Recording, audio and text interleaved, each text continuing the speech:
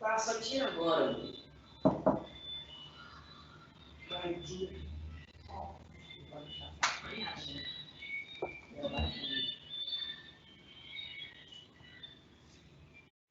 Muito bem. Sejam todos muito bem-vindos. Estamos iniciando o segundo webinar organizado pela ABH São Paulo. Nesse momento, o tema que nos mobiliza são quais ações empresariais sua organização está fazendo para o novo mundo pós-Covid-19. Muito bem, nós contamos hoje com o prestígio da presença nesse webinar do Pedro Engler, que é ex-sócio da XP e CEO da Startse, uma escola de negócios sediada no Vale do Silício, que vai nos dizer quais são as ferramentas, os recursos e mindset que as pessoas e empresas precisam para navegar no atual cenário disruptivo e ainda vencer os desafios de um novo mundo.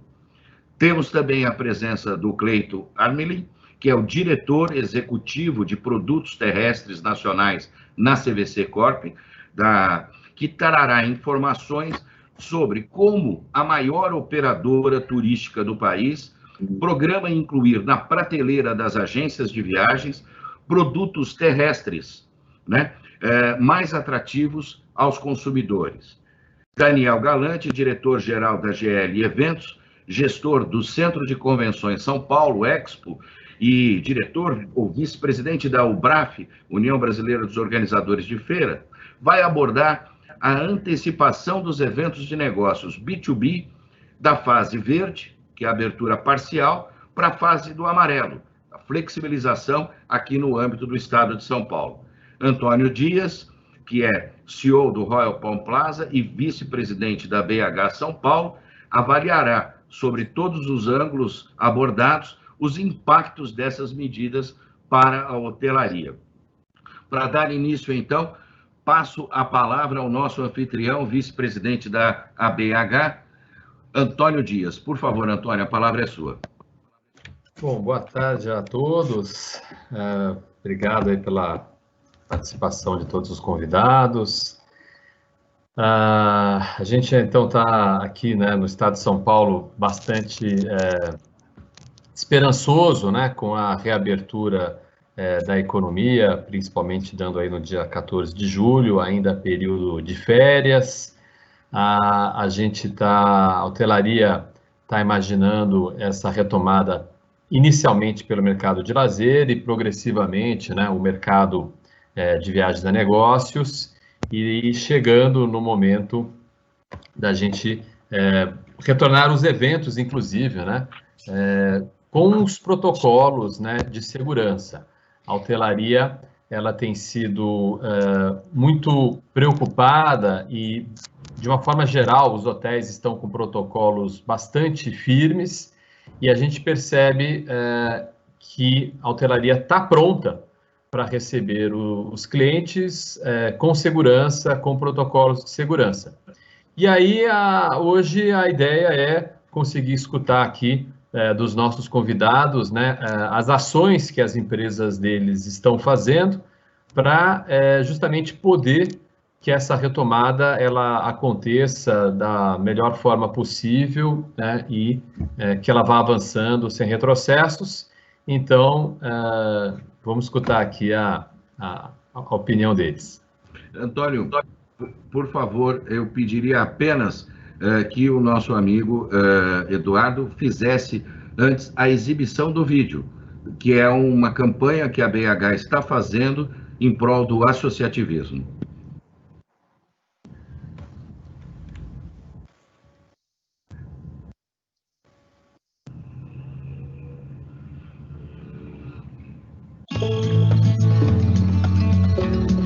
Quase a totalidade dos empreendimentos estão com suas operações paralisadas. Isso significa que a taxa de ocupação foi praticamente a zero.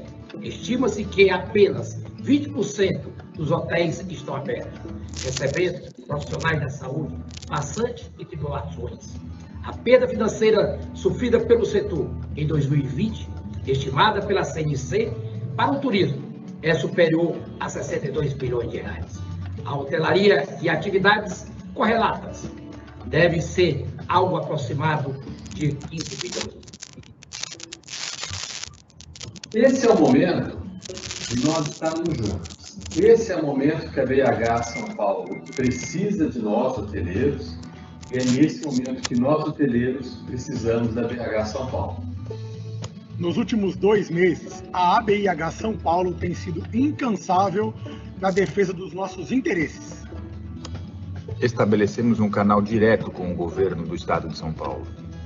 A BIH é uma das instituições mais tradicionais, mais antigas do associativismo em São Paulo e no Brasil. É uma entidade que tem promovido do turismo com um papel histórico muito relevante.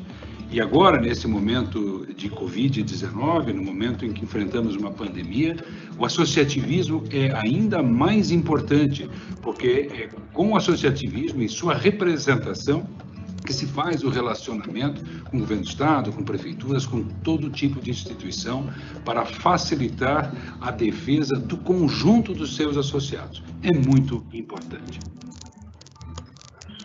A conquista desse reconhecimento permitiu que alguns hotéis reduzissem as perdas durante todo o período de quarentena. Circulamos farto material de orientação aos hotéis sobre como proceder com o Covid-19. Nossa associação aumentou significativamente a presença na imprensa, pautando o noticiário com conquistas e reivindicações do nosso setor. O acordo negociado com o Procon São Paulo evitou o cancelamento de diárias contratadas antes da quarentena. Acordo trabalhista flexibilizou o pagamento de salários aos colaboradores dos hotéis na capital e em outros 32 municípios. A medida garante empregos. Com a força da nossa união, conseguiremos avançar cada vez mais em nossas conquistas. Hoje, na pandemia, é ainda mais importante estar associado, porque a força surge da união. Então, nós esperamos a sua união e a sua contribuição para a BIH São Paulo poder continuar trabalhando.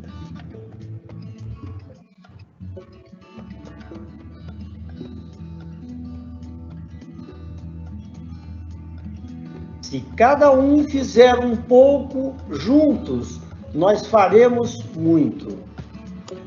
Enviamos mais de 150 ofícios para prefeitos e secretários de turismo do estado de São Paulo, do litoral ao interior, apresentando nossos pleitos. A emissão do ISS, o IPTU, o pagamento das taxas fiscais, todos eles serem prorrogados, e conseguimos muito sucesso com isso.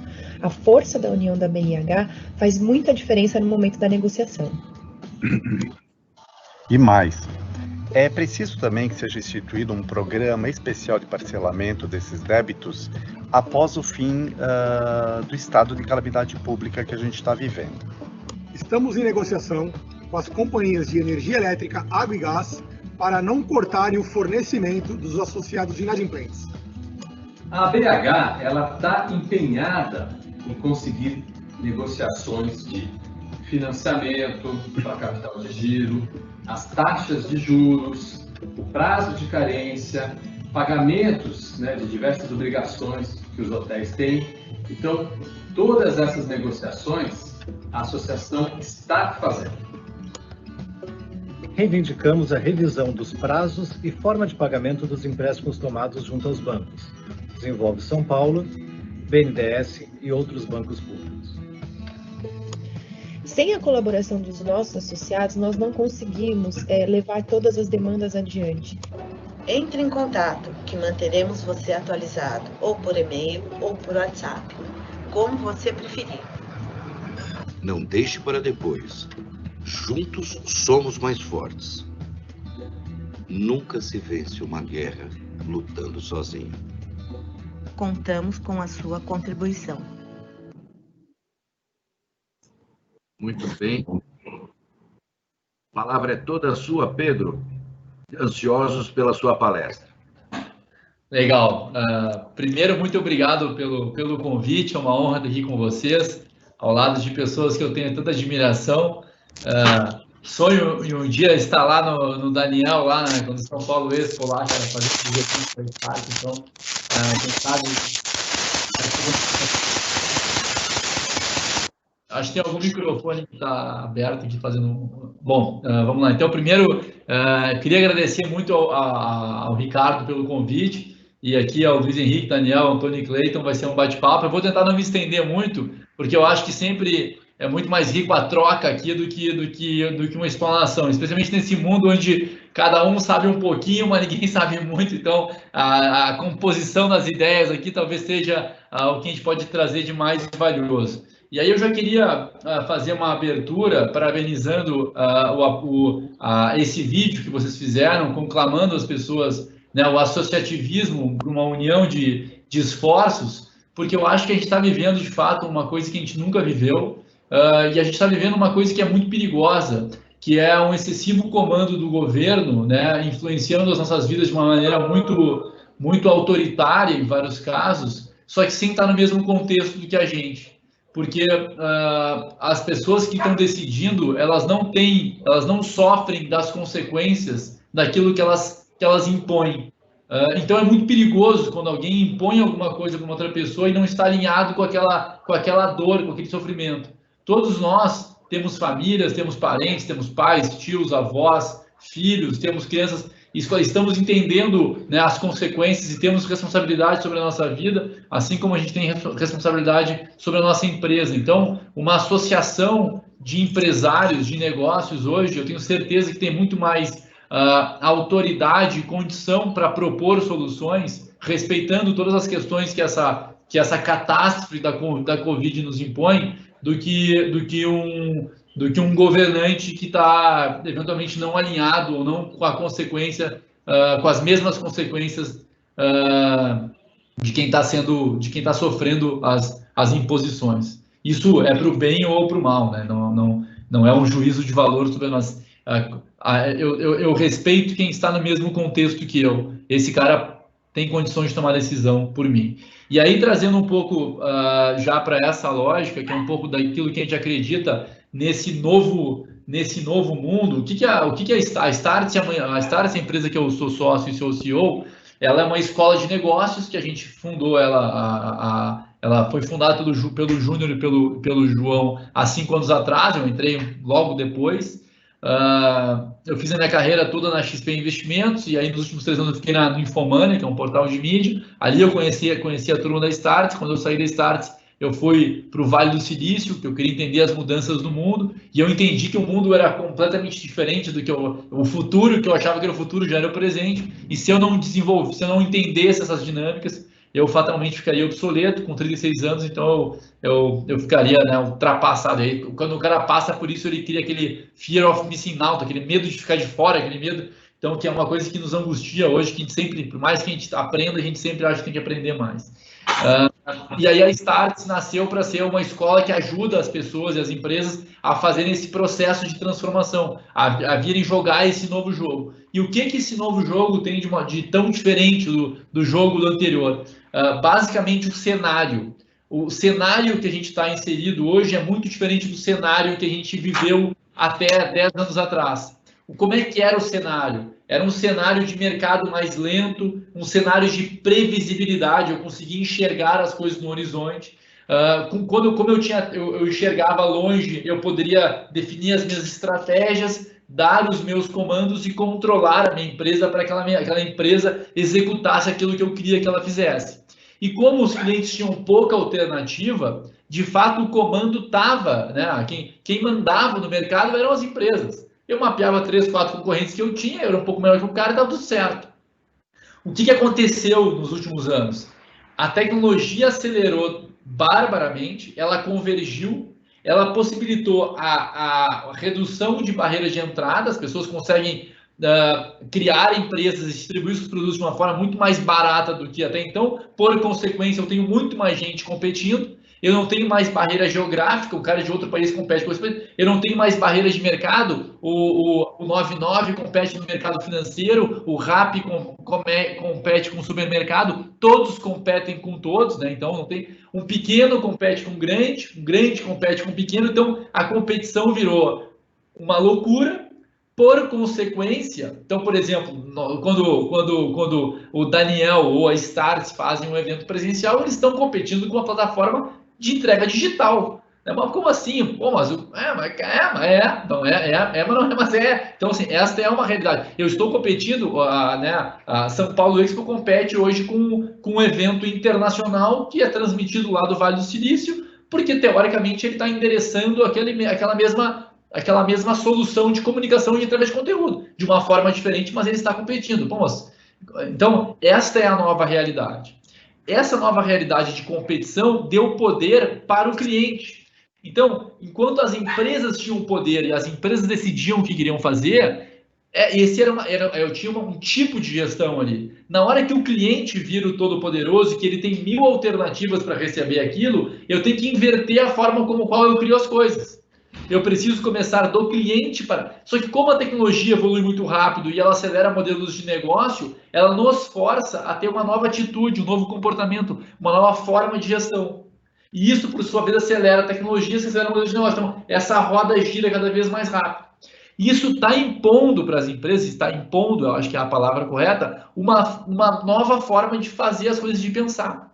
E quando eu começo a ver muitas conversas tentando dizer assim, cara, qual é o novo normal? Qual é o novo normal? Qual é o novo normal? Eu leio isso com aquele modelo de gestão antigo que está baseado em previsibilidade, querendo entender qual será o novo normal, para que a partir deste cenário novo normal, eu defina as minhas estratégias, defina as minhas táticas, dê os comandos para a minha organização e controle se eles estão executando aquilo que eu defini. Mas vamos ser sinceros, ninguém sabe como é que vai ser o mercado. Ninguém sabe como é que vai ser o mercado daqui a 3 semanas quando reabrir, ou daqui a 30 dias, ou daqui a 2 meses, ou daqui a 6 meses. Ninguém sabe. O dólar vai para 8, o dólar vai para 4, então ninguém sabe nada. Vai ter volta, não vai ter volta. É todo mundo chutando e tentando perceber alguma coisa. Qualquer empresário que, ao meu ver, faz gestão com base em chute, é um jogador.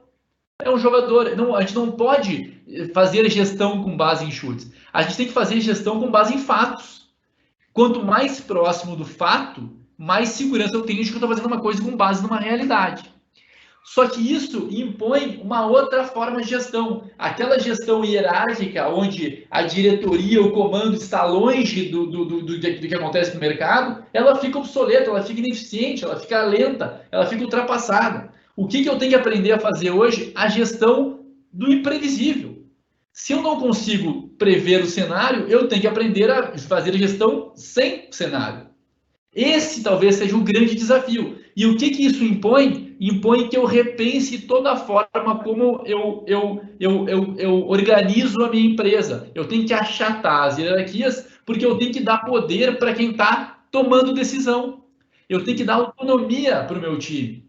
Só que eu não posso dar autonomia sem dar alinhamento, porque senão vira uma zoeira, vira uma algazarra, vira uma confusão. Se eu quero que as pessoas decidam, elas têm que decidir com base naqueles valores, naquelas premissas, naquele propósito que eu tenho, e alinhadas com a forma como eu jogo.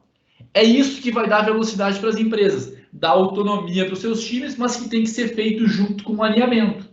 Essas coisas têm que caminhar de uma forma conjunta. E isso, de novo, pessoal, é uma outra forma de gestão. A gente tem que reaprender tem que continuar escalando aquilo que, com certeza, o modelo de gestão foi maravilhoso, nos trouxe até aqui, gerou muito ganho de eficiência, baixou os custos, democratizou acessos, mas os ciclos dos produtos e serviços que a gente cria são cada vez mais curtos. Então, eu tenho que ter a capacidade de escalar aquilo que deu certo, mas de transformar aquilo que eu tenho que fazer.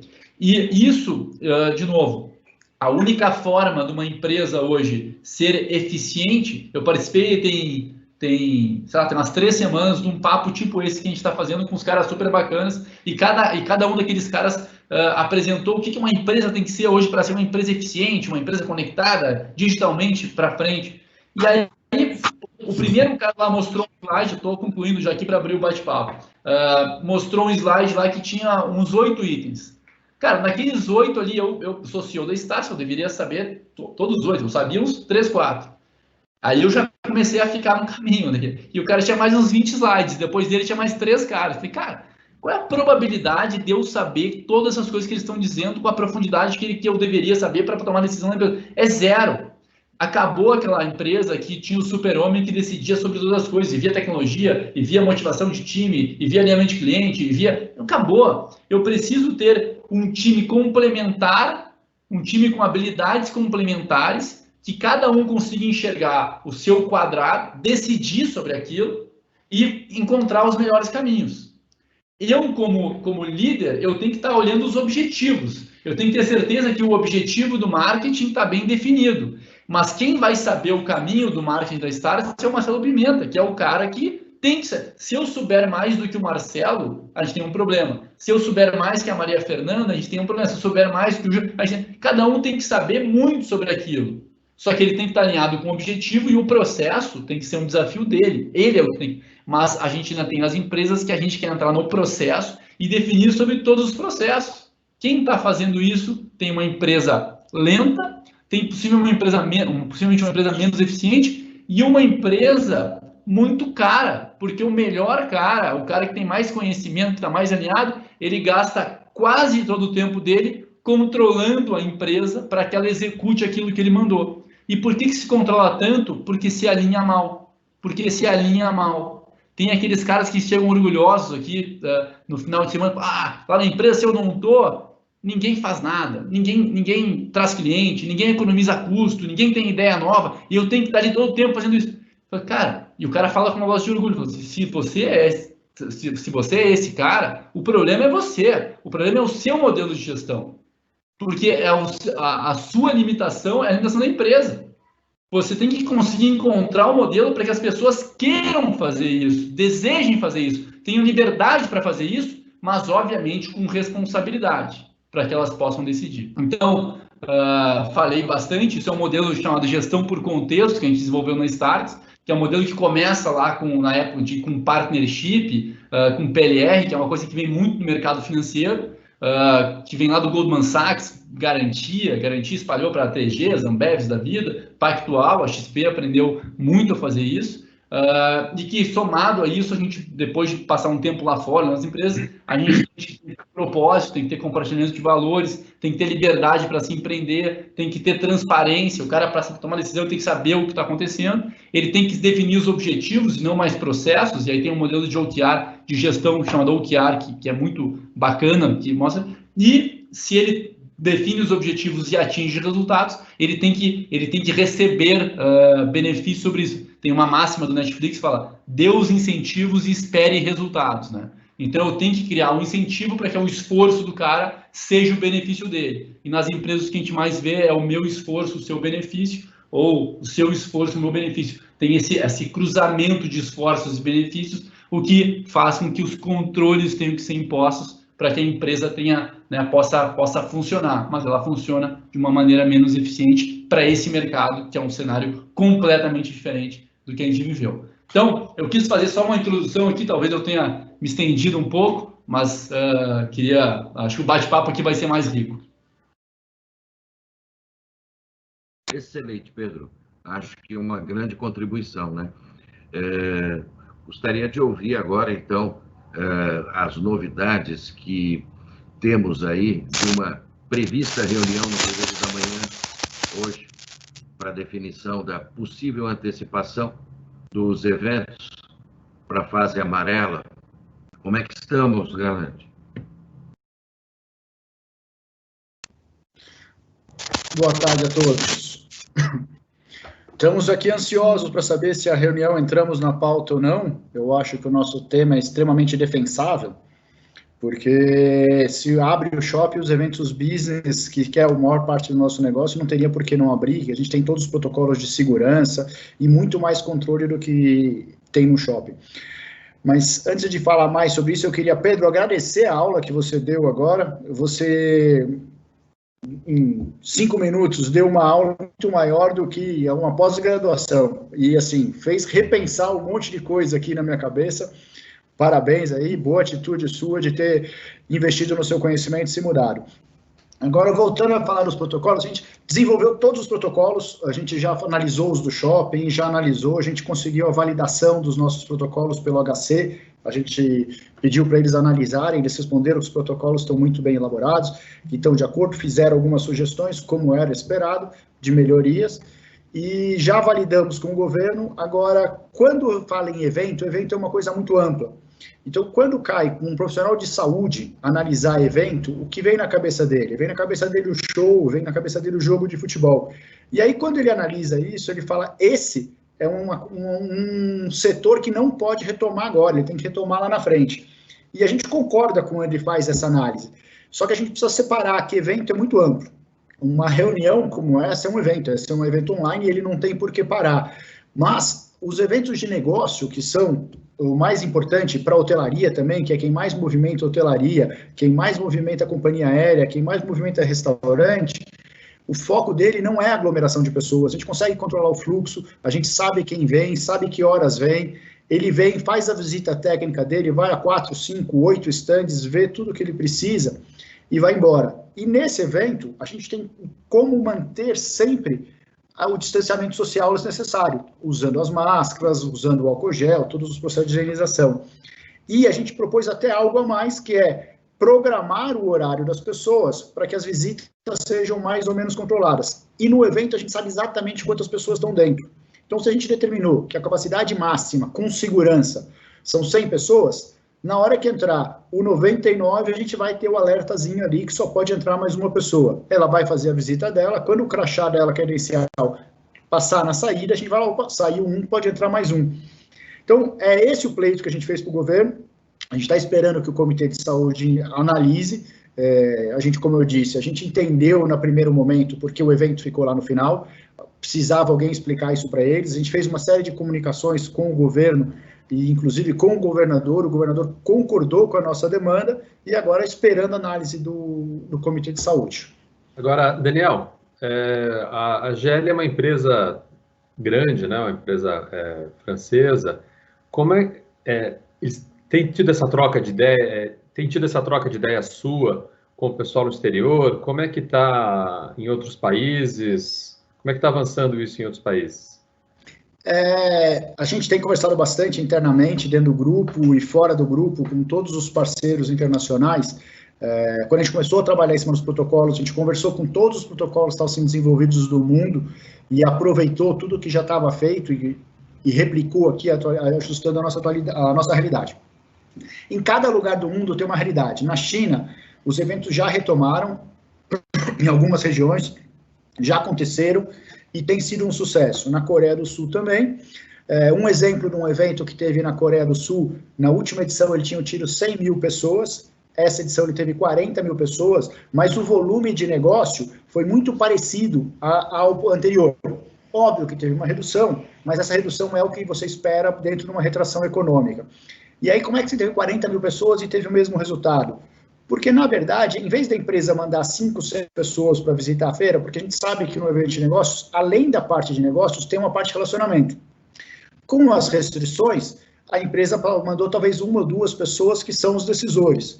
Então, você tem uma redução de público, mas você tem o público mais qualificado, que é o que a gente está pregando. Então, isso faz com que o evento seja um sucesso.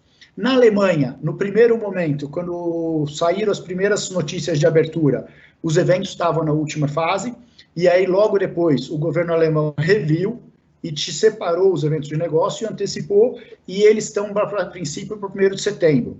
Na França, alguns eventos já retomaram agora e outros a partir de 1º de setembro. Mas a gente tem que levar em consideração que por que a data de 1º de setembro na Europa e a gente está pedindo aqui no Brasil em agosto? Porque agosto para eles é férias. Julho e agosto na Europa, a economia está parada, a economia de negócios. O que tem é a economia de turismo. Então, na Europa, a pressão de antecipar muito foi a questão do turismo. E você já enxerga nas notícias que o turismo na Europa está retomando. com algumas restrições, mas ele já está retomando. Então, por isso eles marcaram a data do retorno de eventos a partir de 1º de setembro, que é quando a economia volta. Fazendo um paralelo aqui, seria assim, nós vamos retomar os eventos no meio de dezembro? Não, vamos retomar os eventos em fevereiro, porque dezembro e janeiro a gente sabe que não é um período propício para os eventos de negócio, mas é para o turismo, então o turismo acelerou. Então, na Europa está assim, os Estados Unidos, ele é mais complexo, varia muito do estado, mas já tem estados que retomaram os eventos, tem estados que não, eles tiveram uma evolução, em alguns estados voltou um pouco, porque a pandemia voltou a complicar, mas inclusive nos Estados Unidos já teve show, tá certo? Então show com restrição, com menor público, e aí eles demarcaram área, então cada grupo, assim, eu vou com a minha esposa, tinha uma área onde eu deveria ficar, há um espaço para o vizinho, e aí a cultura deles faz com que eles respeitavam, porque é simplesmente uma marca no chão. E funcionou, não tem notícias de problemas de contaminação com esse show. Então, no mundo é mais ou menos esse cenário, ele não é igual, cada lugar tem um cenário. E Daniel, ainda falando aqui sobre um pouco, né, fazer um paralelo com a hotelaria, a hotelaria, de uma forma geral, né, os espaços de eventos são muito para reuniões de convenções, se pensa em mais ou menos 50% da capacidade, ou seja, aumentar o distanciamento, e os hotéis pensam, de uma forma geral, é o que a gente tem visto, trabalhar com 50% da sua capacidade. É mais ou menos essa taxa que o São Paulo Expo está pensando? A demanda que a gente fez nessa etapa agora, que seria para antecipar a abertura, nós consideramos 50%. Quando a gente conversou com o governo falou, mas os shoppings estão com 40%. A gente considerou que o 40% também seria viável, então, se o governo se sentisse mais... Se o pessoal de saúde, o protocolo de saúde, entendesse que 40% era o nível ideal, a gente estava disposto a abrir com 40%, e estamos analisando do governo, mas para o primeiro momento são 50%, para o segundo momento a gente iria para 70% a 80% da capacidade, que seria na fase verde, e aí depois o azul, que é o novo normal, voltaria às capacidades plenas, e aí retomariam também os eventos B2C, óbvio, com algumas restrições, como os protocolos, mas eles poderiam voltar também. Obrigado. Eu poderia fazer uma pergunta para o Daniel? Eu estou com uma dúvida, uma curiosidade. Assim, o grande problema, a grande preocupação é a curva abrir e não ter hospital, né, não ter um colapso da saúde para absorver. Se eles estão desativando esses hospitais temporários, Pacaembu, AMB, etc., não existe um contrassenso nisso, porque eles estão diminuindo a capacidade de absorver e estão reprimindo a economia. Essas coisas não tem como pressionar por uma decisão mais coerente em relação a isso. Tipo, mantém a capacidade de absorver e deixa a curva caminhar, porque a gente precisa viver, precisa trabalhar, precisa ver as coisas acontecer, precisa gerar valor para as pessoas, Existe uma discussão em cima disso ou não? Pedro, existe uma discussão sobre isso. A questão de desativar o hospital de campanha não necessariamente significa diminuir equipamento de UTI, porque quando eles estão desmontando hoje o Pacaembu, os equipamentos que estavam no Pacaembu estão indo para outros hospitais que estão sendo adaptados. Então, o número de unidades de atendimento, ela não diminuiu na cidade. Hoje, na cidade, a situação está muito boa em relação à ocupação de UTI e em relação até às curvas de mortalidade, de contaminação e tudo mais. Então, hoje, a cidade poderia estar reabrindo. E quando a gente está conversando com eles, a gente não está pedindo para reabrir hoje. A gente está pedindo autorização hoje para que a gente possa organizar um evento daqui a um mês, porque a gente não mobiliza toda a cadeia de um dia para o outro. É diferente de reabrir um restaurante, um salão, um shopping. O shopping, eles falam, você pode abrir amanhã, no dia seguinte está aberto. Quando a gente está falando no evento, a gente vai falar assim, com os expositores, ele tem que retomar o projeto, ele vai ter que autorar o projeto que ele tinha feito para o evento no começo do ano, porque mudou as regras, ele tem que mudar, ele tinha sala, hoje a gente diz que os estandes têm que ser abertos, não pode ter salas fechadas. Então, o que a gente está pedindo é que o governo nos diga o seguinte, você pode retomar, vocês poderiam fazer agora, e com isso nós vamos começar a trabalhar para daqui a 30, 40, 45 dias fazer o primeiro evento. Então, na minha opinião, existe um contrassenso de não termos recebido essa autorização. E a hora que recebermos essa autorização, em 30, 40 dias, a gente começa a ter o evento, sabendo que o primeiro momento dos eventos eles não vão ser internacionais. A gente não vai ter o público internacional, a gente não vai ter os expositores internacionais. Eles vão ser muito mais regionais, mas o mercado brasileiro tem demanda para esses eventos retomarem. E esses eventos retomando, a gente retoma também a hotelaria, também o restaurante que está pedindo para abrir agora e que está nessa fase de abertura, mas o restaurante sem os eventos, sem o turismo de negócio, ele também vai sofrer. O taxista que hoje está parado porque ele não tem movimentação, entendeu? A hotelaria, já eu falei, a companhia aérea que vai retomar.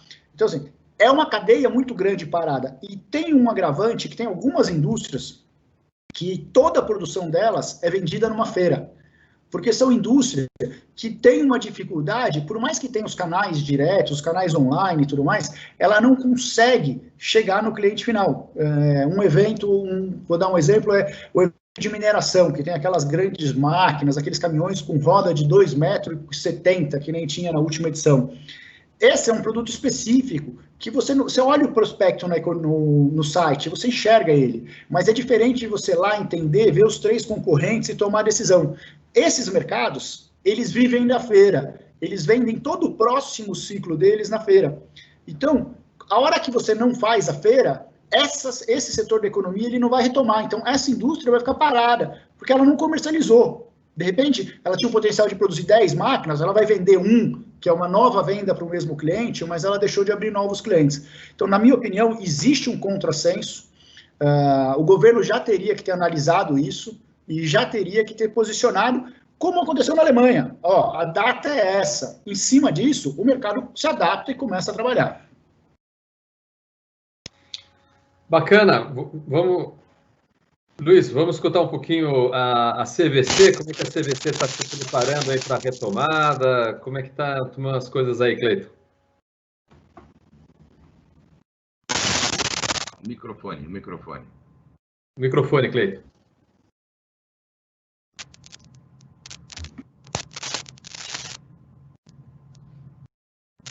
Está bloqueado o seu microfone, Cleiton.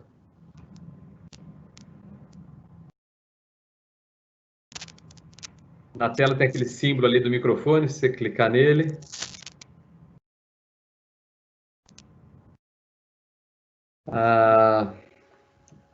Eu acho que você que vai ter que... eu acho que quem está organizando o evento não consegue liberar o microfone do Cleiton, né? Acho que ele tem que clicar no ícone. Eduardo, consegue, Eduardo? Não. O senhor Cleiton que precisa fazê-lo.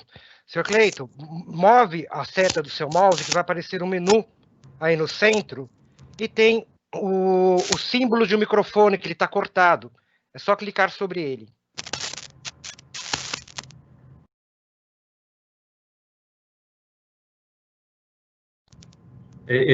Dá para ler que ele está falando que ele liberou o microfone ali. Para nós não aparece. Às vezes tem que sair e voltar aqui, que dá uma resolvida. É verdade, senhor Pedro. Tente sair e nós chamamos o senhor novamente aqui para o evento. Bom, então, enquanto a gente aguarda aqui o retorno do Cleiton, ele estava... Porque a hotelaria toda ela está muito ansiosa, né? A hotelaria ela se divide, obviamente, na hotelaria de negócios, que aí os eventos são uma grande força motriz, né? Então toda a hotelaria torce muito para a retomada, principalmente dos grandes centros como o Expo, São Paulo Expo. E a hotelaria de lazer ela está também muito confiante, porque a gente está hotelaria de lazer do estado, né? Está próxima da capital. E aí é tipicamente uma viagem sem aéreo e na nossa experiência aqui é que tem uma demanda reprimida sim, as pessoas estão querendo sair de casa e aí uma força de vendas, né, com a capacidade da CVC vai ser fundamental para fazer que essa retomada ela ganhe um pouco mais de ritmo. Então vamos ver se a gente consegue reconectar aqui com o Cleiton. Se me permite, por favor, eu gostaria de fazer mais uma pergunta ao Pedro. Pedro, você falou de uma mudança de mentalidade, de modelo de gestão. Agora, você havia comentado também da disponibilidade de ferramentas a serviço desse modelo de autonomia com alinhamento. Que ferramentas você destaca? Ótima pergunta, Luiz Henrique. Vamos lá. Qualquer processo, a gente estuda muito na Startse as evoluções, as transformações digitais das empresas e quais empresas tiveram sucesso nisso, tá? E sem nenhuma exceção, se alguém tiver um caso, por favor, me traga, porque eu não consegui encontrar, todas as transformações de sucesso que houveram, elas começam de dentro da empresa e vão para fora. O que quer dizer isso? Eu não vou virar digitalmente conectado ou uma empresa bacana se eu pintar aqui as minhas paredes de azul colorido, botar um balanço na porta e liberar as pessoas para virem de bermuda trabalhar aqui. Não é isso. Eu não vou me conectar nesse mercado se eu contratar uma super de uma consultoria dessas marcas maravilhosas aí e ver que vocês têm que me transformar digitalmente. Todos os processos de transformação, eles começaram o seguinte: as pessoas que tocam a organização, os responsáveis, eles foram, levantaram a cabeça e se depararam com um novo mercado. Um mercado diferente, um mercado com uma dinâmica diferente, um mercado mais veloz, mais rápido, mais sincero, que a concorrência te preocupa, aquelas, né? Quando as pessoas olham para isso e começam a ver que tem uma necessidade de uma atuação diferente e começam a ver ferramentas diferentes, elas começam a se capacitar e pensar, bom, mas cara, como é que esses caras fazem isso? Como eles fazem aquilo? Como é que, a partir da inspiração, né, ele começa a se capacitar. E isso torna o cara capaz de definir uma boa estratégia de inovação. A partir daquilo ali, eu entendo assim, olha só, eu vou dar um exemplo para vocês, que para mim é bem emblemático. A gente levou agora para o Vale do Silício, a Startse tem um escritório no Vale do Silício, lá em Palo Alto, coração do Vale do Silício. E aí, a gente levou uma turma do agro, e um dos caras era o maior produtor de carne do Brasil, tá? E a gente fez uma degustação para o cara de carnes plant-based, que é aquela carne artificial, e a carne natural. Então, eram hambúrgueres das duas carnes, e a gente falou, cara, qual é qual? E o cara não conseguiu descobrir qual era qual. Ele não acertou. Na hora que o maior produtor de carne do Brasil come uma carne que ele acha que é de gado, ou ele tem dúvida e ele não consegue diferenciar, aquilo gera nele opa, tem alguma coisa acontecendo aqui que eu não estava previsto. Esse negócio aqui pode ser, não é que vai ser, pode ser muito impactante para o meu negócio. E se existe esse risco, eu preciso atuar de uma forma diferente em relação àquilo, porque eu preciso me proteger ou entender como é que esse negócio vai acontecer. Quando ele entende isso, ele começa a buscar, tá bom, Marcelo, mas qual é a ferramenta que eu tenho que fazer? Mas como é que eu tenho que investir como? Como é que eu me aproximo disso? Será que eu tenho que comprar uma empresa dessa? Será que eu tenho que investir? Porque se isso for maior do que eu em algum momento, eu vou ter um head em cima dessa operação. Como é que eu consigo desenvolver esse tipo de coisa? Então, ele começa a repensar ferramentas e formas de atacar. O que não pode, Luiz Henrique, é a gente continuar indo para a guerra com uma espada de pau, enquanto o concorrente tem um raio laser. Só que eu só vou querer buscar entender a ferramenta ou achar as ferramentas é simples. O difícil é o cara perceber que ele tem que fazer aquilo e caminhar naquela direção e começar a ajustar a empresa para experimentar esse tipo de coisa. 70% em um estudo, 70% das inovações não acontecem, dos projetos de inovação não dão certo por resistências internas da empresa. Não porque o cara não achou a ferramenta, não achou a oportunidade, não sabia do problema. Ele não conseguiu implantar os anticorpos organizacionais e embarreram aquilo. Então, achar as ferramentas é um processo, eu não diria que é simples, mas é muito possível, não tem? Agora, ajustar o mindset e ajustar o modelo de gestão é seguramente o grande desafio. Então, só para concluir, uma empresa ou um profissional de sucesso, ele tem que evoluir em 3 pilares. Tecnologias, quais são as tecnologias que estão surgindo no negócio, quais são os novos modelos que surgem a partir disso e quais são as novas técnicas de gestão. Vou fazer meu jabá aqui, a Startse pode ajudar nesses 3, se propõe a ser uma escola que ajuda nesses 3 pilares, mas brincadeiras à parte é o que a gente acredita mesmo. E uma crise dessas, ela deixa as pessoas mais abertas, né? Ela sempre tem um efeito catalisador, né? Ele força a mudança, né? Porque pegar a telemedicina não era uma tecnologia que não estava pronta. Ela tinha questão de regulação e questão de resistência. Quando o cara se obriga, ele vai lá e pô, não é o trabalho remoto, o home office, né? Os cursos online, acho que a gente pode listar talvez centenas de coisas aqui que eu tinha preconceito com o trabalho remoto. E, cara, hoje eu descobri, eu não acho que eu vou 100% para o remoto, mas seguramente um meio a meio aqui a gente é capaz de fazer. Então a gente se força a experimentar isso e descobre mundos novos, né? Novas ferramentas ou possibilidades. O que eu escuto muito é isso, é que as empresas, de uma forma geral, elas vão optar por um sistema misto, né? O 100% remoto, ele cria um distanciamento muito grande, né, do colaborador com a empresa, o fazer parte, né, ele se sentir parte daquela empresa, mas o que a gente aprendeu nessa pandemia é o ganho de produtividade, né? O que a gente... Primeiro que as reuniões, elas são muito objetivas, né?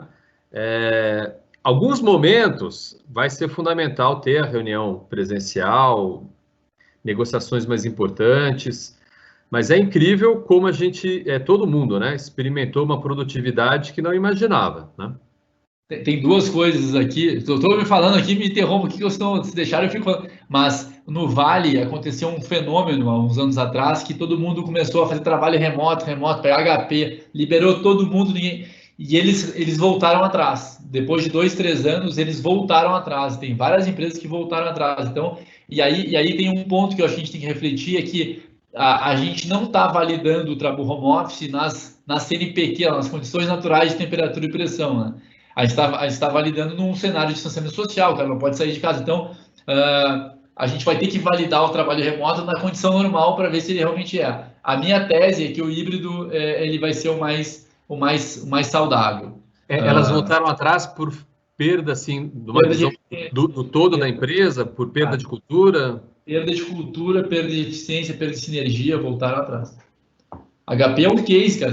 Os caras saíram de Palo Alto, foram vendendo suas casas, porque eles liberaram. E aí depois voltou atrás e os caras não tinham como comprar mais, porque teve uma inflação de preço gigantesca nas casas lá. Os caras tinham até um problema, cara, porque a minha casa que eu vendi por 2 agora custa 4 milhões. Como é que eu faço para resolver? Então, foi um problema, assim, realmente, na estrutura. Então, acho que essas coisas, a gente não tem que ir com radicalismo, a gente tem que ir, cara, vamos experimentando, vamos olhando. Mas a gente também não pode ir, eu acho que essa é a questão. Não tem que ir no radical, mas também não tem que não ir. Tem que caminhar e ir aprendendo, sentindo o que está acontecendo e corrigindo na medida que a gente vai aprendendo, ficando mais inteligente. Luiz, vamos perguntar para o Eduardo aqui, só uma curiosidade, ele acredita que, o organizador aqui da parte tecnológica, se ele acredita que vai conseguir colocar o Clayton... Ele está em contato telefônico com a assessoria dele para justamente retomar o contato com o Clayton. Eu queria jogar uma pergunta para vocês três, que são empresários que estão com uma visão privilegiada pela posição que ocupam, né? Tem uma perspectiva muito, muito interessante de um cenário mais macro. O Brasil, ele vive por muitos anos com uma performance de imagem, ou de autoimagem, diria, muito associada àquela velha piada de que lá tem tsunami, lá tem terremoto, mas ali tem um povinho que eu vou colocar, né? Então, meio que isso parece que foi introjetado, né? E como existe aquela máxima de que a gente não vende aquilo que a gente não compra, né? Será que essa pandemia, que nos equipara, de certo modo, de maneira global, sob o ponto de vista da fragilidade humana e da dependência de um dos outros, nos aproxima mais de um olhar generoso, mais generoso para nós mesmos, enquanto brasileiros, enquanto a brasilidade pode caracterizar como vetor de desenvolvimento sustentável para a nossa economia? Posso comentar? Por favor. Eu vou comentar e vou jogar a bola para o Clayton, pode ser? Pode, olha, claro. A minha visão é que essa pandemia fez as pessoas repensarem muitas coisas, muitos valores, e ela, para mim, né, ela fortaleceu que as pessoas viram assim, que a vida, de fato, ela é frágil, que de fato as coisas passam e de fato a gente tem que aproveitar, a gente tem que saber lidar, né, e curtir e aproveitar. Nesse sentido, eu acho que a gente fica esperançoso, né? Quem é da hotelaria fica bastante esperançoso, porque a gente percebe que As atuais gerações, elas já tinham na viagem, no turismo, assim, quase como um direito inquestionável.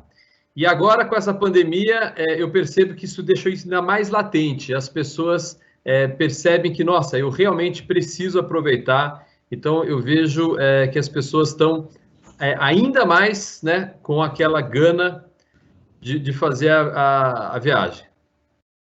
É isso, né? Me ouvem agora? Sim.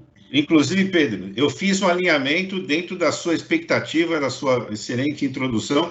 Eu fiz um alinhamento antes de começar tudo e estava tudo certinho. E o meu microfone não estava fechado, mas eu troquei de aparelho. Aqui são coisas que acontecem. Desculpe, pessoal. Queria agradecer a BH aí, em nome do Ricardo, toda a diretoria. É sempre importante aí esse bate-papo, porque nós estamos passando um período aí que, nossa, muito, muito complicado. Tanto complicado que até vale a pena ressaltar aí, acho que muitos de vocês tiveram oportunidade de ver também. Nós estamos aí com vários agentes de viagens também assistindo aí a nossa WebMai, hoteleiros também de todo o Brasil. E só para rapidamente contar como tudo aconteceu antes de tudo. Imaginem vocês, a maior operadora da América Latina, a CVC, que hoje é um grupo, né, a CVC Corp, nós temos 10 empresas, 7 no Brasil e 3 na Argentina. Nós fizemos no início de abril um filme de 30 segundos pedindo para que as pessoas ficassem em casa. Ou seja, uma agência de viagens, uma operadora de viagens pedindo para que as pessoas ficassem em casa, e aquele é o momento, e nós realmente entendemos que, em primeiro lugar, nós tínhamos que preservar a saúde, a segurança desses nossos clientes, e não dos nossos clientes também, e de toda a população. E as coisas vieram aos poucos aí, né? Depois veio abril, depois veio maio, aquela expectativa da hotelaria, né? Quando vai abrir. Várias lives foram feitas por inúmeras pessoas do mercado que contribuíram muito, mas hoje o cenário, o que nós encontramos no cenário? Depois eu respondo a sua pergunta, Antônio. Realmente nós sentimos na necessidade, isso nós conversamos com várias pessoas do nosso convívio, logicamente à distância. Só para vocês terem uma noção, eu estou exatamente 103 dias em casa. Nós tivemos aí todo o time da CVC, toda a estrutura da CVC aqui em Santo André, e nós temos 5 prédios, 3.200 funcionários, desde o dia 28 de março, uma grande maioria, nós estamos trabalhando tudo remotamente e a vida está acontecendo normalmente, e é um novo mundo, é uma nova tecnologia que nós aí temos realmente para abraçar. Mas o que a gente entende nessa retomada e vem muito ao público dessa necessidade, Antônio? Interessante. Por 10 pessoas, isso estou falando do convívio de relacionamento meu e de minha família, de 10 pessoas que você conversa hoje, essas pessoas estão loucas para saírem de casa. Eu diria para você que eu estou louco para ficar 4 horas na fila de um restaurante. Eu não aguento mais pedir comida em casa, delivery. Então, você sente que existe realmente uma grande parte da população, e isso vai começar aqui no Brasil, o turismo doméstico vai ser a grande largada. Por quê? Primeiro vai ser realmente por esses turismos que nós conversamos ao redor, né, das cidades, aí você pega São Paulo, que tem estradas fantásticas, você tem aí o próprio litoral de São Paulo, e isso já começa a acontecer. Toda a estrutura da CVC está empenhada nesse sentido das viagens regionais. Não só de São Paulo, porque a CVC cobre todo o Brasil, mas essa pedida dos hotéis regionais num raio até 300 quilômetros é muito forte, é muito forte. E por que isso? As pessoas se sentem seguras de viajar com o carro dela. A família vai no carro e vai para o hotel, e esses hotéis, parabéns aí também pelo trabalho da BH de São Paulo, está fazendo um trabalho muito bom no que tange aos processos de protocolo. Por que isso é importante? Hoje, quando você faz uma venda nova ou uma própria remarcação de um cliente que embarcar numa data anterior, primeira coisa que ele pergunta, como é que vai ser o comportamento no hotel? O distanciamento social, a entrada, a saída, o check-in, o check-out, como é que vai ser? Isso é muito importante, vocês estão fazendo isso muito bem. Todos os hotéis do estado de São Paulo, vocês estão com os protocolos muito bem alinhados. Logicamente, alguns hotéis um protocolo um pouco mais refinado do que os outros, mas os hotéis independentes também estão fazendo o seu trabalho.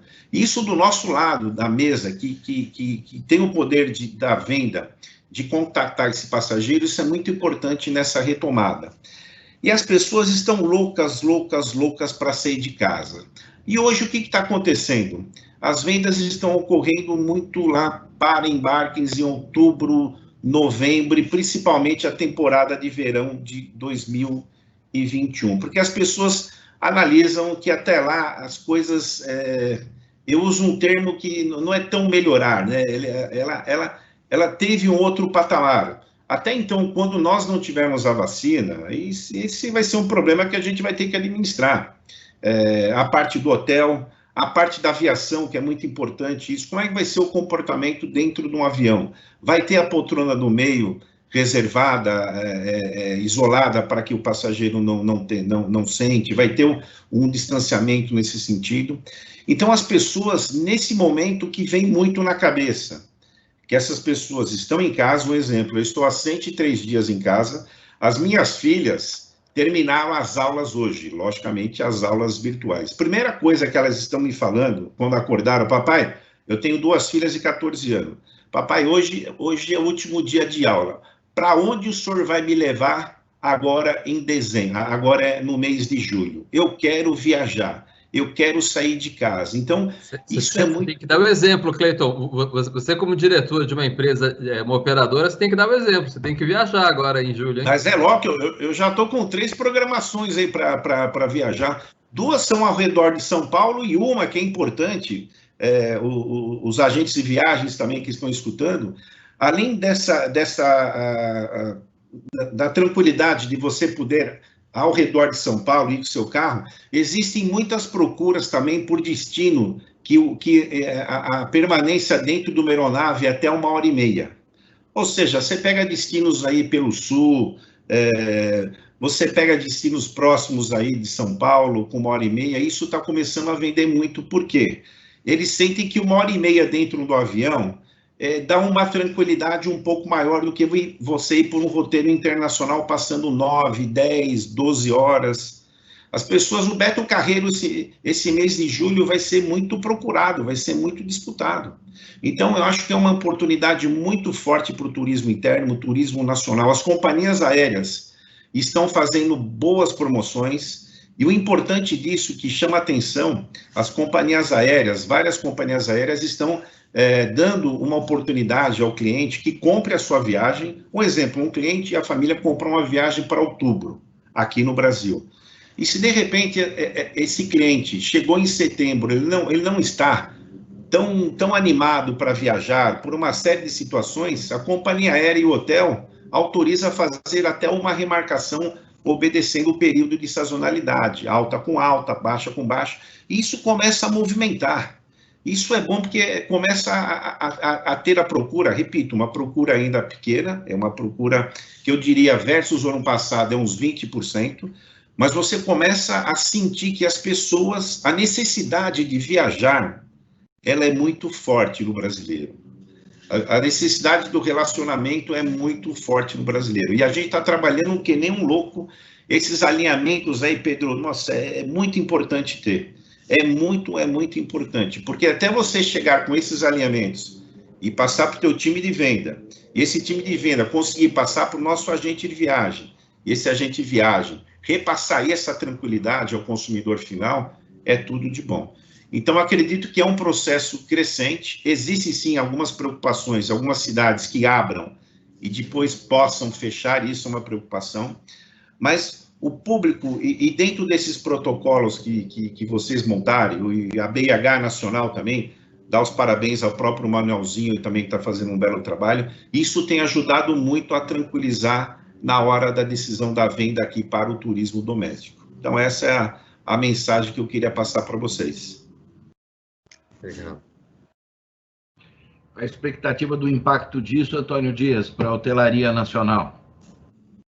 E especialmente o estado de São Paulo. A hotelaria, obviamente, ela foi, muito impactada. ela não foi obrigada a fechar, né? A hotelaria foi entendida como serviço essencial e a hotelaria optou por fechar. Aproximadamente 2/3 da hotelaria no estado de São Paulo, alguns estados, né, no sul, chegou a dar 85% de hotéis fechados. No estado de São Paulo, durante a quarentena, foi praticamente 2/3 dos hotéis fechados. No mês de junho, como os hotéis estão encarados como serviços essenciais, muitos começaram a abrir. Atualmente, o número de hotéis fechados é mais ou menos 50%. Imagina-se que julho a gente vá para 25% de hotéis fechados. A hotelaria ela está observando primeiro esse movimento do mercado de lazer, né? Então as esperanças hoje, né, estão. É óbvio que daí quando você está falando de mercado de lazer, você está falando de uma parcela que consegue absorver o mercado de lazer, né? Hotéis urbanos nas cidades não têm essa capacidade. Os hotéis de viagens, né, de negócios, eles vão ter uma retomada um pouco mais para frente. Hoje, eles estão experimentando taxas de ocupação em torno de 4%, 5%. Essas são taxas que a gente tem visto na maioria das cidades, né? Tem vários relatórios que mostram. Então, enfim, os hotéis urbanos hoje estão com uma taxa de ocupação mais baixa. E aí, né, imagina-se que isso vai ser um gradual, como foi dito, né? A gente tem que ter o pé no chão, ele vai ser lento, e aí a hotelaria, ela está bastante unida na sensibilização dos diversos órgãos, né, seja municipal, estadual, federal, sobre algumas medidas. Atualmente, a expectativa muito grande é que a medida provisória 936, né, que ela está para ser sancionada pelo Bolsonaro, que ela tenha a postergação. No dia de ontem, teve aquele Flávio, aquele da equipe do Paulo Guedes falando da postergação de mais um mês, que, enfim, é pouco para o turismo, né, mas é melhor do que nada. E depois, nas cidades, né, a questão de IPTU, questão, enfim, de vários outros itens que vão ser fundamentais para passar esse período. Então, a hotelaria, ela tem um segundo semestre bastante difícil para passar e vai ser nessa graduação, o próprio Cleiton está falando, né, eles que são um termômetro ótimo, pelo que eu entendi, vendas mais para o final do ano, só que num ritmo ainda talvez 20% do que fosse o normal, né? Então, uma coisa ainda bem gradual. Ok. A gente queria agora abrir para as perguntas da audiência, para que utilizasse o recurso do chat, né? Mas eu já trago uma pergunta que chegou, que é direcionada ao Pedro. Pedro, a Startse atende pequenas empresas? Sim, a Startse é uma escola de negócios que ela atende clientes de diferentes perfis e tamanhos, tá? Então, obviamente, para cada... Alguém a gente acredita, né? Pegando, acho que é falar um pouco do que a gente acredita e como é que a gente está posicionado.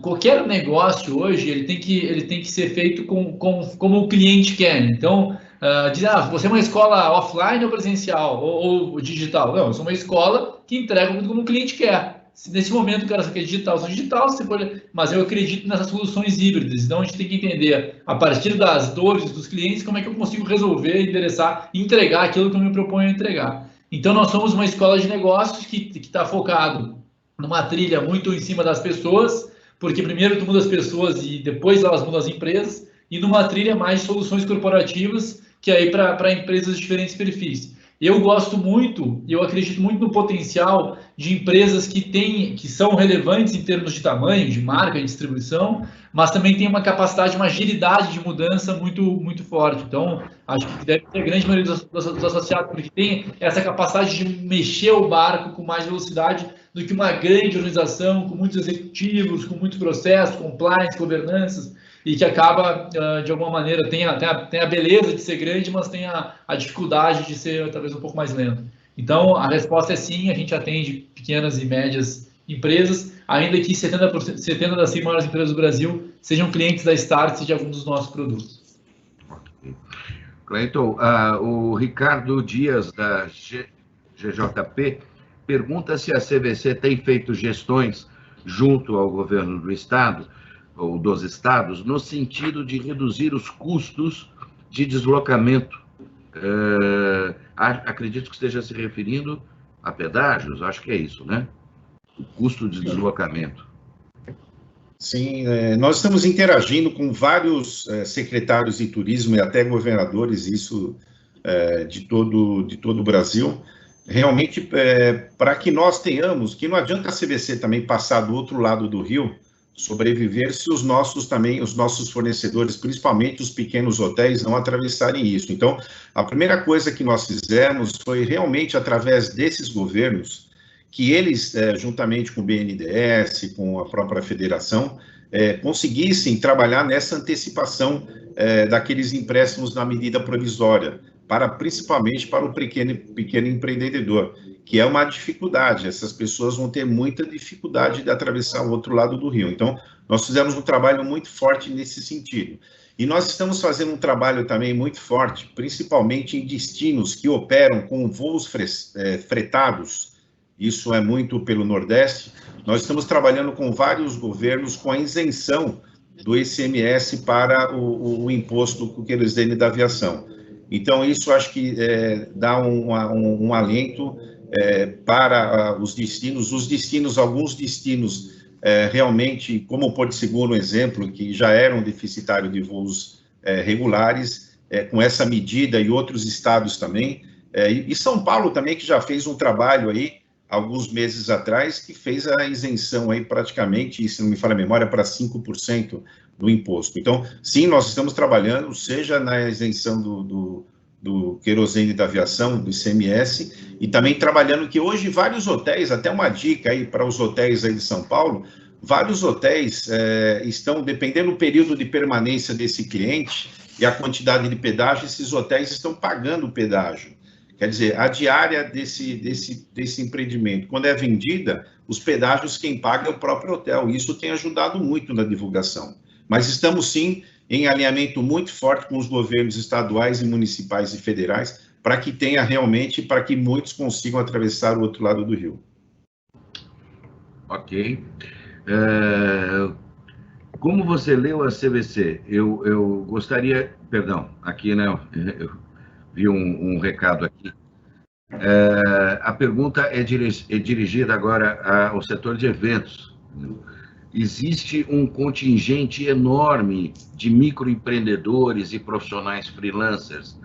De algum modo, a iniciativa privada tem conseguido fazer gestões de apoio a esses colaboradores? Luiz, nosso mercado, a gente tem cadastrado no sindicato de eventos 25 mil empresas, 160 mil colaboradores, e mais uma turma que é essa turma que é o prestador de serviço, que não é registrado, que é o freelance, ou que ele é o dono da própria empresa dele, que ele faz o serviço, um marceneiro, um pintor, que ele mesmo é empresa. Nós conversamos muito com o governo a importância da retomada para salvar essas pessoas, que hoje elas estão sem comida. Não é que elas estão com dificuldade de pagar a conta, ela está sem comida. Fizemos uma série de ações de arrecadação de cesta básica, distribuição de cesta básica. O problema é que, à medida que essa crise está se prolongando, a saúde das empresas também começa a ficar complicada para continuar fazendo ações desse tipo. Então, fizemos várias, a GL está no Rio, está em São Paulo, em Salvador, tivemos ação em Salvador, participamos no Rio, participamos em São Paulo, junto com outros promotores e com outras pessoas do mercado. Mas a gente está chegando também no limite nosso de conseguir apoiar essas pessoas. Por isso a urgência de reabertura do mercado. E como o Antônio disse, os hotéis urbanos, se não retomar os eventos, os hotéis urbanos vão sofrer ainda por muito tempo. Porque as pessoas viajando para fazer reuniões com a realidade, que são as reuniões virtuais, que ninguém acreditava e hoje virou o dia a dia, essas viagens vão se reduzir muito. Então vão ter muito menos viajantes para fazer reuniões. Se a gente não tiver as feiras, os hotéis urbanos vão passar ainda um segundo semestre muito difícil. Então, precisamos retomar para poder ajudar essas pessoas. Ok. Uma pergunta da Mate, da Smart Consultoria, ela diz que fez um pequeno levantamento de preço de estadia em hotéis na região de São Paulo, e em especial no litoral, e que ela encontrou, para surpresa dela, um preço médio equivalente ao dobro ou ao triplo dos valores praticados pré-pandemia. Isso, de fato, é uma prática generalizada, né? A que se deve esse custo adicional? Né? Qual a razão dessa alta de preços que ela considera absurda? Posso comentar? Por favor, Antônio. Olha, eu diria que tem alguma questão na metodologia de pegar o preço, né? Tem que ver se ela está considerando para o mês de julho e comparando com preços fora de uma temporada de julho. A gente, por força, né, do nosso trabalho aqui, a gente levanta os preços de vários empreendimentos e não é a nossa medição. A nossa medição é que os preços estão se mantendo com promoções. Então, a primeira promoção é a flexibilidade que o Cleiton falou. Hoje, toda a venda ela é muito flexível, né? Esse é um pedido que a hotelaria tem atendido, que o cliente compra e fala o seguinte: e se tiver uma restrição? Não, se tiver uma restrição, você vai poder mudar de data sem nenhum problema. Então, as vendas hoje elas estão bem flexíveis, isso é uma coisa que o cliente está pedindo e a hotelaria toda a gente tem visto que tem feito. Outra coisa que a gente tem visto é manutenção de preço, mas dando créditos. Os resorts têm dado créditos em A e B, né? Nem todos os resorts trabalham com aquele formato do All Inclusive, então, normalmente as vendas estão tendo créditos, algumas vezes até créditos para uma estadia futura, então, não é a medição que a gente tem aqui. A medição que a gente faz com os hotéis é maior flexibilidade na política e alguns incentivos, seja crédito de A e B, seja algum incentivo para uma outra estadia. Então, de uma forma geral, a gente tem visto o contrário do que ela está me falando. É até uma surpresa para mim, eu ainda não tinha me deparado com uma questão como essa. Mas seria, dado que os hotéis vão ter que trabalhar com capacidade limitada, eles vão ter que ratear os seus custos em menos hóspedes, eventualmente, para ele se manter rentável, ele vai ter que cobrar um pouco mais na tarifa. E se tiver demanda por aquele lugar que ele está propondo, seria errado o cara fazer isso na visão de vocês? Não seria, talvez, uma consequência dessas regras que estão sendo impostas? Mas é que aí é o mercado, a lei de mercado, ela sempre se impõe, né? Então, o segmento, o país que está há mais tempo voltando é a China, né? E hoje a gente tem uma distribuição de dados assim muito interessante. Teve um relatório da Hotel Invest junto com a STR mostrando que na China o efeito foi uma queda bem forte, uma queda na média de 25%, né? Olha que queda impressionante, porque apesar da ociosidade estar alta, é lei de mercado, né? Você tem mais ociosidade do que demanda e, infelizmente, essa lei de mercado, ela não... E realmente você tem toda a razão. Os custos dos hotéis, eles aumentam, os protocolos têm alguns custos aumentados, mas há uma vontade muito grande dos hotéis de fazer a roda girar. Então, assim, o que a gente tem visto de informações muito concretas, a STR, né, a Smith Travel Research, junto com a Hotel Invest, pegou esses dados e compilou. Então, o que a gente tem visto, quando você faz pesquisas assim muito específicas, a gente vê que, infelizmente, uma queda de diária média muito grande. O FOB, né, ele tem uma pesquisa das principais cidades brasileiras, eu não estou falando de mercado de lazer, e ele mostra que os hotéis abertos, eles infelizmente estão com essas taxas muito baixas, né, de ocupação por volta de 5% e tal, mas mostra uma queda de diária média, por enquanto, não tão significativa, mas girando já na casa aí de uns 10%. E a nossa medição de concorrentes nossos, próximos de São Paulo, tem sido mais uma manutenção de preços, mas dando benefícios para o cliente, seja crédito de AIB, seja para uma outra estada. Então, o que a gente tem visto não é esse movimento. Uhum.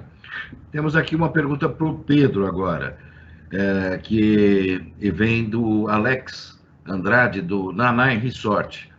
O que o Pedro pode nos falar sobre inovação disruptiva no setor hoteleiro? Eu estava agendado para ir para eles lá no dia 30 de março desse ano, Estilo. Pena que não dá, não faltarão oportunidades para eles se encontrar. Assim, existem 4 tipos de inovação, tá? Existe uma inovação que a gente chama de inovação incremental, que torna o nosso processo melhor. Ele não mexe no ponteiro, mas ele melhora a eficiência na minha empresa. Existe uma inovação que é uma inovação de agregar novos produtos. Então, eu já tenho um cliente que está vindo aqui, já está ficando numa diária, eu vou criar novos produtos para aumentar o LTV, o lifetime value desse cliente. Tem uma inovação chamada disruptiva, que é eu uso tecnologias convencionais para resolver problemas de formas não convencionais. E aí tu tem os 99 táxis da vida, tu tem essas Uber, etc. E tu tem as inovações moonshot, que a gente fala que mudam o mundo, né? Que são a internet, blockchain, habitar a casa em Marte, são essas. Então tem esses 4 tipos para cada objetivo. A gente tem uma estratégia. E aí, dentro dessas, por isso que é importante, quando eu falo assim, o processo de transformação, de inovação, de melhoria, ele começa entendendo esses repertórios. De que forma o Nanai pode, talvez, fazer com que o processo de venda dos seus pacotes seja mais eficiente, de que forma ele pode conseguir fazer com que o onboarding do cliente, a chegada, a recepção, o cadastro, seja feito de uma forma bacana, de que forma ele pode criar mais entretenimento para o cara dentro do hotel, de que forma ele pode melhorar os seus processos de contas a pagar, contas a receber, de logística, Então, para cada um desses projetos, dessas atividades, dessas engrenagens, existem uma série de melhorias que podem ser feitas. E talvez aí que seja o grande desafio das empresas hoje. O desafio de inovação não é de uma área específica, do dono da empresa, do cara de novos negócios. O desafio é de que cada área lá do Expo São Paulo entenda o que eu devo fazer, o que eu tenho que fazer. Puta, eu tenho que encantar os clientes quando fazem o check-in, eu tenho que encantar os clientes quando... E esse é o objetivo, né? Obviamente tangibilizando um pouco mais isso. E aí o cara tem que ter liberdade para poder testar coisas diferentes para fazer com que aquilo aconteça. O que é a grande mudança? Que a gente sempre travou os processos, tu definia KPIs e fazia o cara cumprir aquele processo. Mas na hora que a gente trava um processo, a gente começa a ficar obsoleto, porque tem tanta tecnologia surgindo e coisas surgindo que eu tenho que dar liberdade para as pessoas encontrarem melhores formas de fazer aquilo que elas fazem, melhores formas de atingir o objetivo. Então, essa resposta seria uma resposta talvez de um dia, mas ele tem que olhar talvez para essas 4 oportunidades, entender quais que eles querem atacar. Eu acho que no momento que a gente está vivendo, a gente está muito em horizonte 1 e 2, em médico. Eu não vou fazer grandes projetos, porque ninguém está disposto a colocar muita grana em coisas, né, mais... Porque o risco é muito grande. Então, mas como é que eu posso tornar minha operação mais eficiente? Como é que eu posso agregar novas linhas de receita? Como é que eu posso me comunicar com os clientes diferentes? E aí tu tem... E não é, de novo, não é só no core, é em toda a cadeia da empresa, da indústria, no caso dos hotéis. Acho que tem que ter mais tempo para aprofundar a resposta, mas em linha mais conceitual é essa. Não tem problema, Pedro. A gente já te convida para uma próxima. Não tem problema. O Ricardo é meu chefe, ele manda, eu venho. Então, Então, tem uma pergunta aqui que veio anônima, mas ela é bastante objetiva. As perspectivas da volta dos eventos. Vocês arriscam prever quando estarão de volta os eventos presenciais? Posso falar? Por favor. Nós vínhamos trabalhando com a data de reabertura desse mercado de evento a partir da segunda quinzena de agosto. Nós estamos aguardando a definição do governo, temos conversado bastante com o governo, esperamos que tenha esse entendimento, que a gente consiga manter essa data, sabendo que se tiver uma piora na questão da saúde, vai mudar esse cenário. Mas hoje o cenário que a gente trabalha é com a segunda quinzena de agosto. A gente na Stars faz grandes conferências. A gente fez 19 conferências ano passado entre 1.500 e 4.000 pessoas. Além de fazer cursos toda semana para entre 20 e 100 pessoas. A gente estava com uma expectativa de outubro, nosso planejamento para fazer em outubro. Eu adorei ouvir o Daniel aqui, que eu fiquei mais otimista em relação a essa linha. A gente drivou muito forte para o digital, mas a gente está ansioso aí por essa volta aí esse ano. Então, valeu o papo aqui, esse otimismo aqui do Daniel. Muito bom. Mas a nossa perspectiva era outubro. Temos aqui uma pergunta do Elson Isayama, dizendo o seguinte, que a experiência dele mostrou que ele tinha pacotes de viagens e resorts no exterior com melhores condições ou condições de resorts aqui no Brasil, né? Resorts similares no Brasil. Será que com tudo isso que estamos vivendo, ele pergunta, vocês acreditam que teremos melhores condições em termos de valores para a prática do turismo nacional? Acho que o Cleiton é a melhor pessoa para falar. Bem, primeiramente, fazer um comparativo com diárias, principalmente de hotéis no Caribe, de all inclusive versus o Brasil realmente uma calamidade, porque os impostos que nós temos aqui no Brasil, os custos do Brasil, isso a gente já debateu inúmeras vezes, como é que um hotel no Caribe consegue fazer uma diária por pessoa a $60, $65 com all inclusive. Então, isso, a própria ABR, Associação dos Resorts, já teve vários debates nesse sentido, e o custo deles realmente é um custo mais em conta. Mas eu acho que a hotelaria do Brasil, principalmente os resorts, se uniram muito nesses últimos anos, criaram uma associação. Eu acho que muitas promoções, já fizeram muitas promoções, inclusive de vendas antecipadas, né? Embarques, o early booking, embarques para frente, daqui a 4, 5 meses. Aquela coisa de você encher realmente o potinho, né? Se você tem 500 apartamentos, se você vender antecipadamente 150 apartamentos a um preço competitivo, isso te dá uma garantia de uma utilização. E aos poucos você vai crescendo aí a sua tarifa. E é normal. Aqui no Brasil a gente aprendeu muito nos últimos anos com o avanço aí da tecnologia, dos RMs, que antigamente era um problema que nós chamamos de fim de feira, né? Um cliente, ou efeito piscina, eu costumo falar muito isso. O que é o efeito piscina? O efeito piscina, um cliente comprou no mês de março para embarcar em dezembro e pagou ali mais ou menos uma viagem no resort a R$4.000. Março para embarcar em dezembro. E aí o que aconteceu? O mesmo cliente que sentou do lado dele na piscina comprou em novembro para embarcar um mês depois, embarcar em dezembro. O que aconteceu? Depois de uma horinha de bate-papo, uma cervejinha, vem aquela pergunta: quanto você pagou? O cara que comprou lá em março para embarcar em dezembro bate no peito e fala: eu paguei R$4.000, esperando que o outro que comprou em novembro para embarcar em dezembro tivesse pago R$6.000, ou uma coisa no sentido. Ele fala que pagou 3,5. Então, isso mudou muito no Brasil. Então, a venda antecipada, isso a CVC faz muito forte com a hotelaria.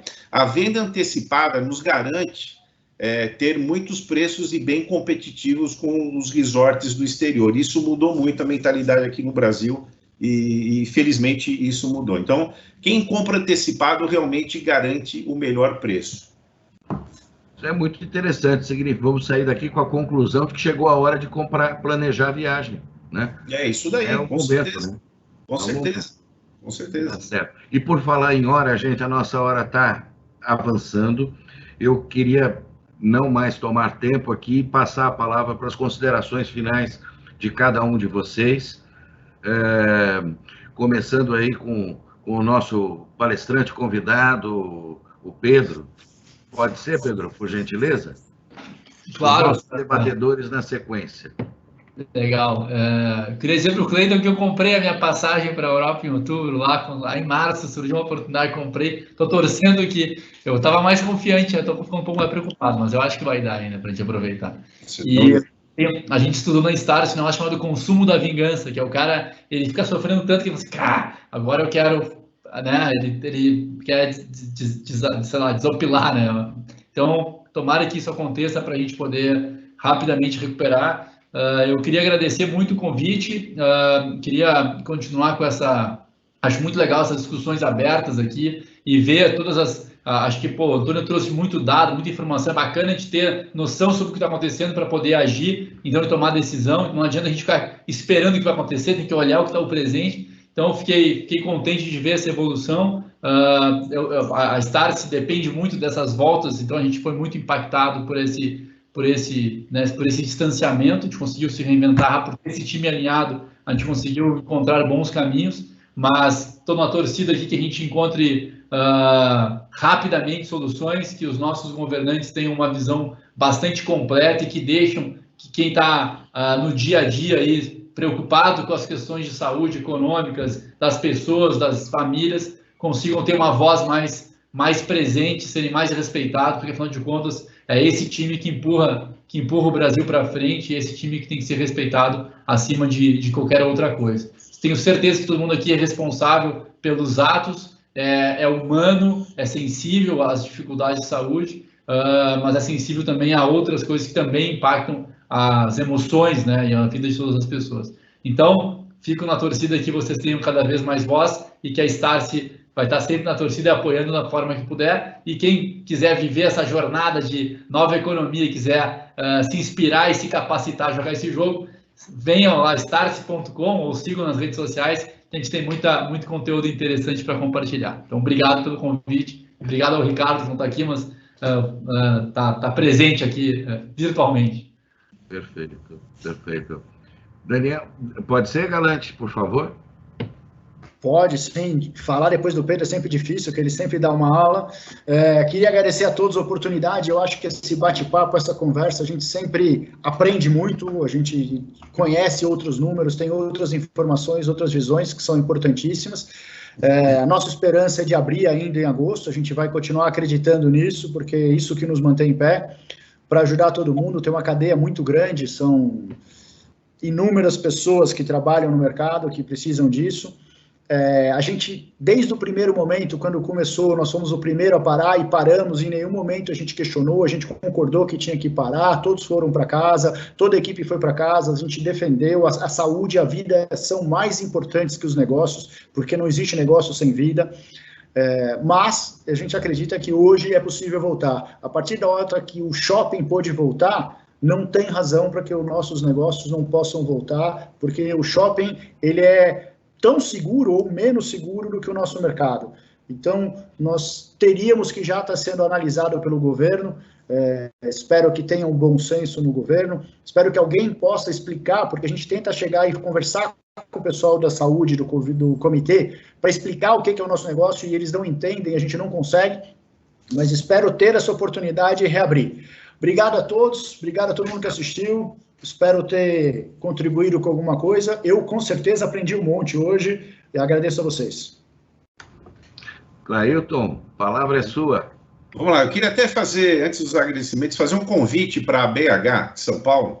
Nesse período dos 103 dias aí que eu contei para vocês, nós não ficamos parados, nossos times de vendas, né, e os nossos times de treinamento não ficaram parados. Nós fizemos muitas capacitações para os agentes de viagens. Nós fizemos mais de 93 capacitações, que gerou perto de 80 mil certificados. Então, eu deixo a dica aí para a BH de São Paulo, à disposição de todas as empresas do Grupo CVC Corp e aos agentes de viagem, que é importante fazer, porque você sempre tem novidade no seu hotel, você sempre tem novidade no seu destino. Eu acho que isso é um momento ideal, aproveitar que as pessoas ainda estão em casa e começam a voltar lentamente para o trabalho, de poder fazer essas capacitações aí do destino. Então, fica o convite. E no mais, agradecer, acho que é importante esse fórum, sempre traz aí um alento ao mercado, e mais uma vez, parabéns pelo protocolo de segurança que vocês criaram aí juntamente com a BH de São Paulo,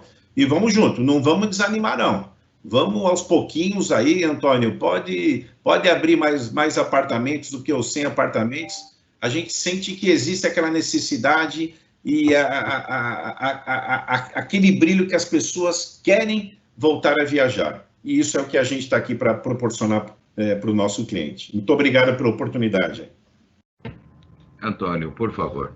Bom, todo mundo já disse quase tudo, acho que é isso. Uma característica, né, que se fortaleceu muito durante a quarentena é a troca de ideias, trocas de informação. Então, obrigado, né, a todos aí que participaram, obrigado Pedro, Daniel, Cleiton.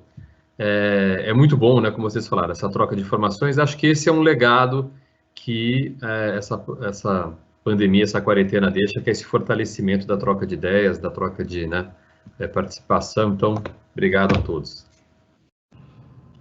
Ok, gente. Aguardem pelo próximo webinar da BH São Paulo. Estão se destacando aí pela qualidade do conteúdo dos debatedores e da relevância dos temas e objetividade com que chegam aí a agregar para a audiência conhecimento prático, né, do dia a dia. E é isso. Fico com a mensagem do Cleiton, é a hora de planejar a viagem, tá? Então, vou desejar a todos vocês bom planejamento de viagem e não esqueçam de consultar o seu agente de viagem. É isso aí. Um abraço, gente. Valeu. Tchau, tchau. Um abraço. Tchau, tchau.